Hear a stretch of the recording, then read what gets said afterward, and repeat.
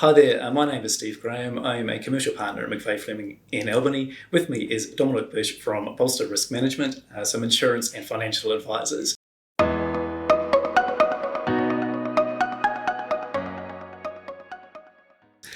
If you've watched our last video, you would have seen that we talked about risk protection in the context of shareholder arrangements.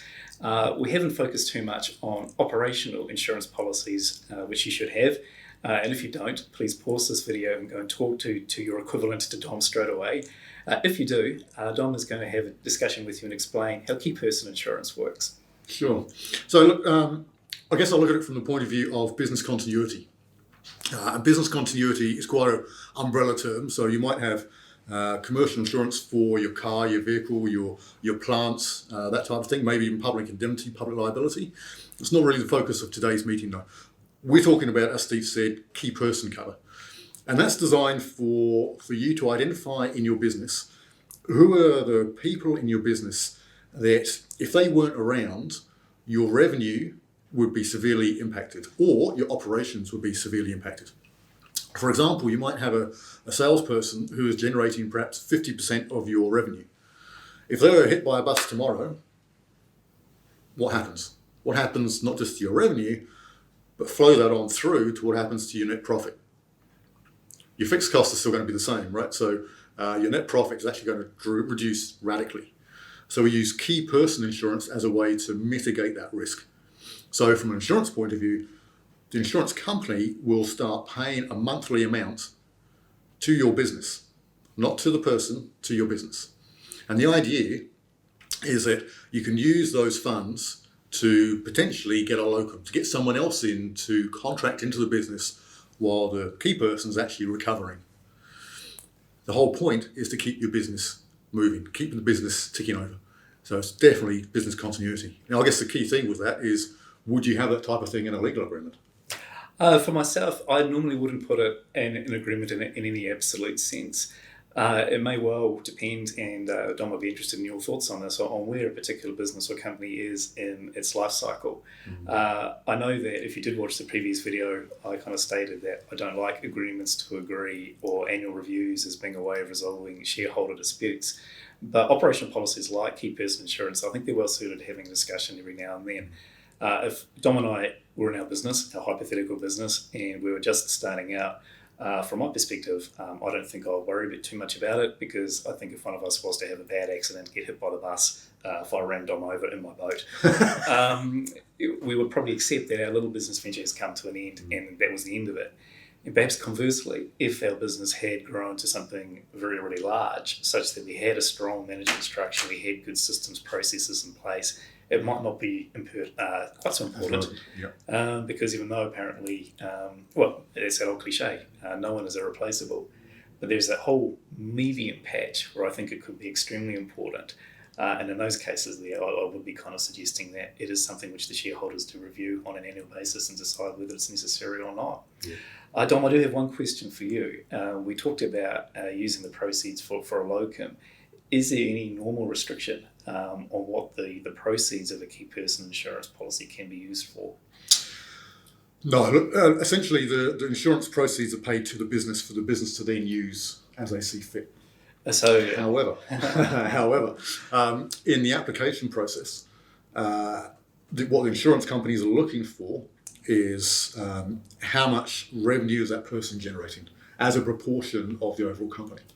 If it's an operational concern, then how would the business be impacted operationally if that person was not in the business? So it's less about the claim and more about the application. So if you do go down this process and you've decided that it is useful or worthwhile to have key person insurance, one of the key things that the parties will need to document is what is the role of the person who is going to need to be replaced, which we've touched on for different reasons before. And another, aspect where I thought key person insurance might be relevant is it is to do with the interruption of the business and the simple fact that in you're dealing with your key customers, the important people that you have business relationships with, you may not be able to scratch. You just might not be able to perform quite so well because you've lost that key person. Lawyer that I am, I can see contractual breaches arising not because of any malicious intent, but just because you're no longer capable of doing the job in the ordinary way that you could. Just Right, so keep you're person contracted to up do a service and you're no longer able to meet those contracts, so the clients potentially are... Yeah, so you're breaching agreements just because you're just not capable anymore. Yeah. Always not use that. Yeah. But it does cover that situation, doesn't it, Dom? Sure. Look, I might just actually go back to the size of the business, just to bring us back a bit. So the size of the business can be quite relevant. So quite often, key person cover can be used for the sole employee, the sole trader. Very worthwhile there. But also, as you said, that kind of that business that's moving through the early stage growth into slightly more mature, where there are some staff around, there are other people in the business, but you just need to think about if it's horses for courses. So what is the risk to your business? And every business is going to be different, right? But you'll know in your business, if that person wasn't around, your business is going to be severely impacted. And if that's the case, you probably need to look at some kind of risk management, risk mitigation system, whether that's insurance or something else. And the key thing to think about is, if your business is going to be interrupted that badly, how does that affect your business value overall? Steve made a great point earlier. If there's just two of us and one of us is that munted that we're no longer around, we don't have a business. There's no business value. However, if the business is a bit bigger and someone's not around and you're used to having maybe 200,000 as your net profit every year, and suddenly that goes down to 30,000 net profit because you've lost one person, well, then that's a real problem for your business, right? So you need to be able to think about who are the people in your business that are critical.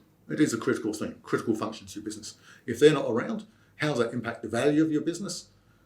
And if you're not happy with that answer, then you need to think about some kind of risk management strategy. And if we were just to finish with our hypothetical business, what would you do, or what would we do if it was in fact Dom and I running in our own business? Well, I think you know.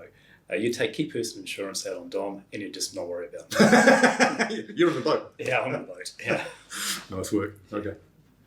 Well, guys, thanks very much for watching. And thanks again to Dom for his time today. And so basically the same thing. If you've got any questions about insurance, please talk to Dom if he's your broker. If he isn't, make sure that you go down and have a chat to your broker. And it is a collaborative process. So once you've got your insurances in place, please come and have a talk to your lawyer as well to make sure the shareholders agreement and those policies work together. Thanks for watching. Good.